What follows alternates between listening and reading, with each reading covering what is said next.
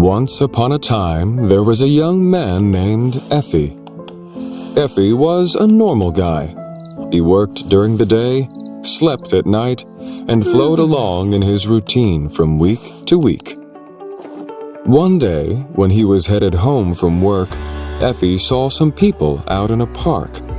They were listening to music, putting together something that looked like a cross between a teepee and a three-sided hut.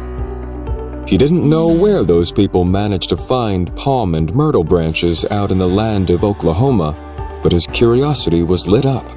They said it was Sukkot, the Feast of Tabernacles, a 7-day event where they would sleep outside, under the stars, following a commandment to rejoice. Effie was raised in a loving home, with a loving mother and a loving father, and had heard the well-known spoken instructions for life of most faiths. But he was surprised that he'd never heard of this Sukkot feast, a spoken instruction from the same source of the same faiths. He'd heard of the 10 Commandments, but a commandment about a week of rejoicing outside didn't sound too different from the camping trips he took with his buddies. The people told him, "If you want to see some serious Sukkot celebrations, you should head to Yerushalayim." That's the Hebrew way to say Jerusalem. That's where all kinds of people shamad to do the Feast of Tabernacles, called Sukkot in Hebrew. Effie, you should go to the Holy Land and Yerushalayim, where the people shamad. Effie said, "Shamad?" And everyone said, "Heard." Effie started to think of reasons not to go. It's what we all do, after all. Our routines have a hold on us that's hard to break.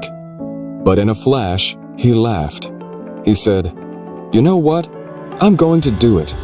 I've never been to Israel before. I'm going to seek this spoken instruction out." Effie arrived at the airport with a single bag and a desire for a little adventure. His flight got delayed, but he eventually made it to the Holy Land. He went to the wrong place once, twice, and 3 times, but he pressed on. He didn't speak Hebrew, but what he was seeking was universal after all.